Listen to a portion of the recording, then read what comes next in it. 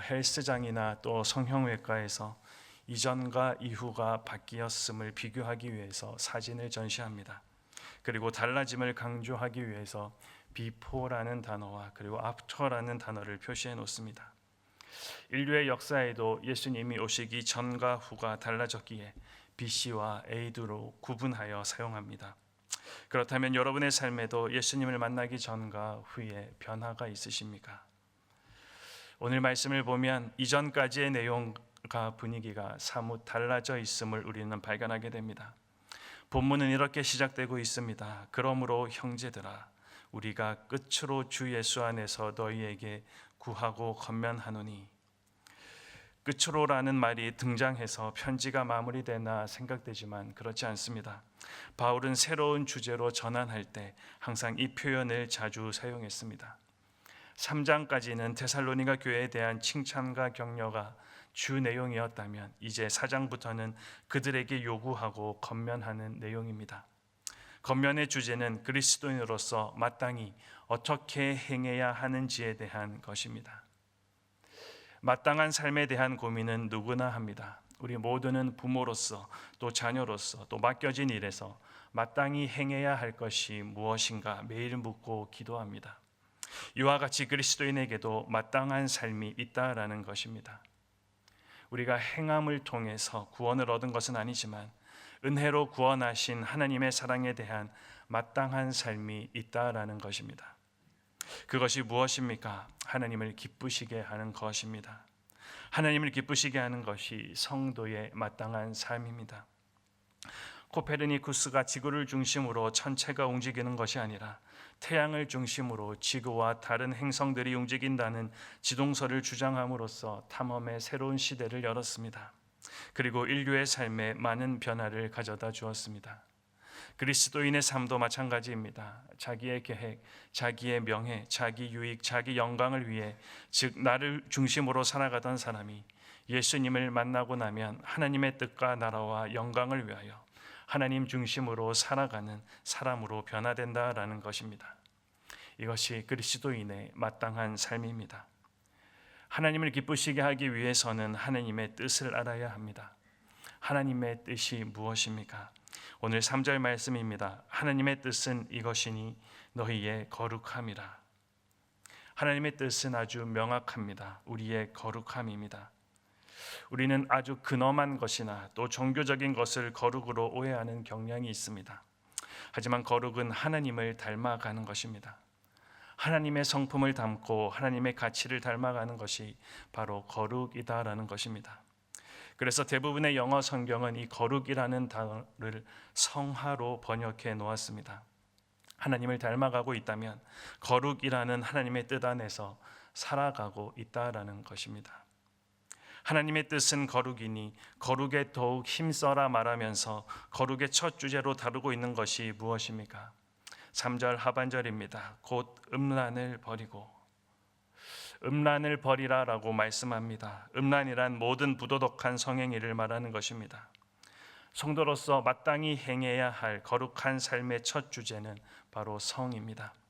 성을 하나님의 뜻을 따라 사용하는 것이 거룩의 첫 주제라는 것입니다. 당시 헬라 사회는 성적으로 부도덕한 사회였습니다. 대부분의 남자들은 결혼 관계 외에도 다른 여성들과의 성적인 향락을 즐겼으며 사회 또한 그런 그들의 모습을 용인해 주었습니다. 사람들은 아무런 죄책감 없이 성적 방종을 일삼았고 성적 타락은 그들의 일상이 되고 말았습니다. 그렇게 당시 사람들에게 성적 순결을 지켜야 한다라는 이 바울의 말은 지극히 낯선 개념이었습니다. 그리고 이런 사회적 분위기 가운데서 데살로니가 교인들 또한 성적 유혹에 쉽게 빠질 수가 있었습니다. 이에 바울은 그들을 향해 성도로서의 마땅한 삶, 그 첫 번째는 음란을 버리는 일, 곧 성적인 순결을 유지하는 일임을 강조하여 이야기하고 있는 것입니다. 비록 그 시대 사람들은 성적으로 문란한 삶을 살아가고 있었지만 성도들은 그들과는 구별된 삶을 살아야 하는 사람들이었기 때문입니다. 오늘 우리 그리스도인들이 살아가고 있는 이 시대 또한 본문의 시대와 별반 다르지 않은 것 같습니다.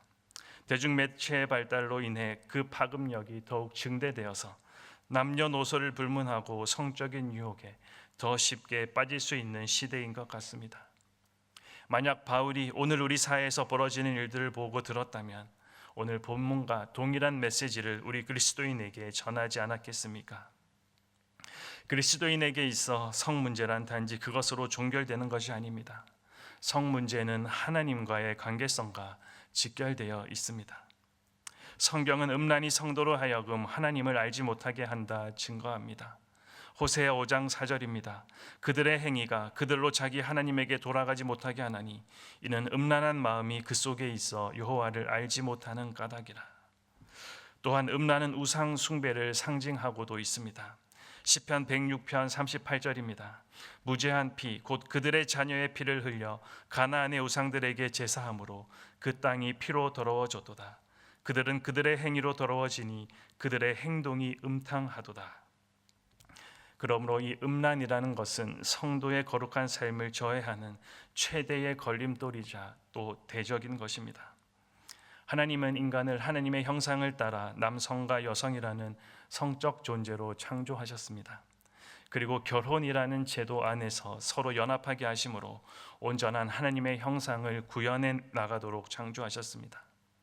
따라서 부부간에 이루어지는 성적인 연합은 온전한 하나됨을 위한 필수적인 요소입니다.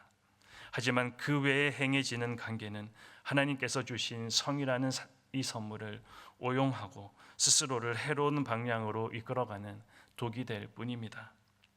우리의 몸을 거룩하게 보존하는 것, 이것이 우리를 향한 하나님의 뜻임을 잊지 마십시오. 성도로서 마땅히 행해야 할 거룩한 삶의 두 번째 주제는 바로 사랑입니다. 9절 말씀에 보니 서로 사랑하는 것이다 우리들에게 설명합니다. 사실 사랑에는 여러 종류의 사랑이 있습니다. 부모와 자식 간의 본능적인 사랑을 말하는 스토르게적 사랑, 친한 사람들 사이의 우정을 뜻하는 필레오적 사랑, 남녀 간의 사랑을 지칭하는 에로스적 사랑, 그리고 조건 없이 사랑하는 아가페적 사랑이 있습니다. 우리가 눈여겨볼 부분은 바울이 형제 사랑에 대하여 이야기하면서 서로 사랑하라고 말할 때 이 사랑을 지칭하기 위해 사용한 단어에 있습니다. 특이하게도 바울은 형제 사랑과 관련하여 친한 사람들 사이의 우정을 뜻하는 이 필레오라는 단어 대신 무조건적인 사랑을 뜻하는 아가페를 사용하고 있습니다. 본문에 따르면 데살로니가 교인들은 이미 자발적으로 그 사랑을 실천하고 있었음을 우리는 알게 됩니다. 하지만 그 사랑은 우정을 뛰어넘는 무조건적이며 또 희생적인 사랑, 즉 아가페적 사랑이었습니다. 바울은 그들의 그런 모습을 칭찬하며 성도로서 마땅히 행해야 할 모습은 성도 간의 무조건적인 사랑, 즉 아가페적인 사랑 실천임을 재차 강조하고 있는 것입니다. 오늘날 우리가 살아가는 이 사회도 사랑이라는 단어가 넘쳐납니다. 하지만 그 많은 사랑이라는 단어의 이면을 들춰보면 그 안에는 자기 희생이 빠져 있음을 우리는 쉽게 볼 수가 있습니다.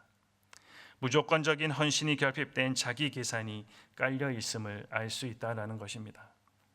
사랑이라는 단어만 차용했을 뿐 그 안에는 자기 만족이 전제되어 있습니다. 요한복음 14장 34절입니다. 새 계명을 너희에게 주노니 서로 사랑하라. 내가 너희를 사랑한 것 같이 너희도 서로 사랑하라. 죄와 허물로 죽어가던 우리는 예수님의 무조건적인 사랑으로 인해 구원을 받은 사람들입니다. 예수님의 자기 희생적 사랑으로 인해 하나님의 자녀가 되는 은총을 입게 되었습니다. 그런 우리이기에 조건을 따지지 않는 아가페적 사랑으로 서로를 사랑하는 것이 바로 오늘 우리 성도들이 살아가야 할 마땅한 삶이자 의무라는 사실입니다. 마지막으로 성도로서 마땅히 행해야 할 거룩한 삶의 세 번째 주제는 삶에 충실한 것입니다. 본문 11절과 12절 말씀입니다. 또 너희에게 명한 것 같이 조용히 자기 일을 하고 너희 손으로 일하기를 힘쓰라. 이는 외인에 대하여 단정히 행하고 또한 아무 궁핍함이 없게 하려 함이라. 바울은 데살로니가 성도들에게 조용히 자기 일을 하고 자기 손으로 일하기를 힘쓰라라고 권면합니다. 당시 주의 날 곧 종말이 시작되었다라는 거짓 가르침에 속아서 일상의 일을 포기하고 생업을 내려놓은 그리스도인들이 생겨나기 시작했기 때문입니다. 일은 하지도 않으면서 하나님께서 어떻게든 도와주시겠지, 그러면서 무작정 기다리는 그리스도인들이 등장했습니다. 그에 대해 바울은 그런 그릇된 신앙 풍조에 동요하지 말고 하던 일에 전념하기를 권유합니다. 그렇지 않을 경우 믿지 않는 불신자들로부터 빈축을 살 뿐만 아니라 결국 경제적으로 궁핍한 상황에 내몰리게 될 것이 뻔하기 때문입니다. 우리가 살아가고 있는 오늘도 시대적으로 이 포기라는 단어가 너무나도 팽배해 있는 상황입니다.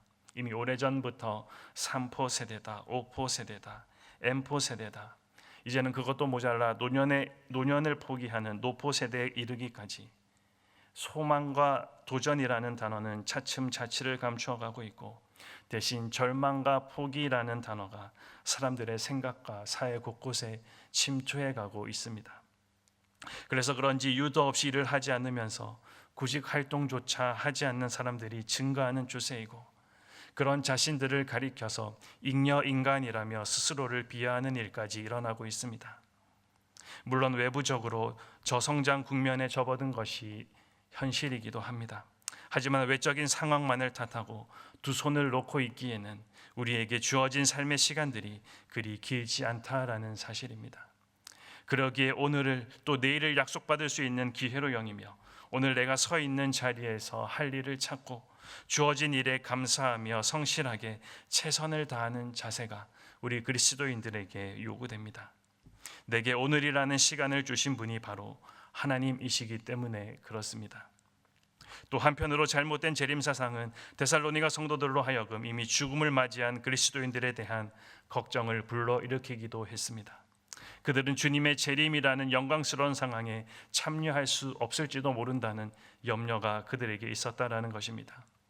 그에 대해 바울은 담대하게 권면합니다. 16절과 17절입니다.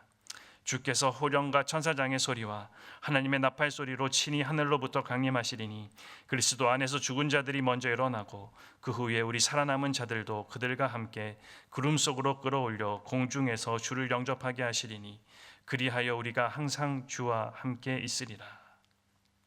구원받은 성도의 현재적 죽음은 결코 절망의 요건이 될 수가 없습니다. 왜냐하면 주님의 재림과 더불어 화려한 새 생명의 부활로 되살아나기 때문입니다. 현재를 살아가는 성도의 고난은 결코 낭망의 조건이 되어서는 안 됩니다. 왜냐하면 다시 오실 주님이 바로 우리 삶의 소망의 구심점이 되시기 때문입니다. 주님의 재림하심에 대한 기대와 믿음은 성도들에게 현재의 고난의 벽을 뛰어넘어 영혼을 볼 수 있게 해주는 영적 디딤돌이 되어 줍니다.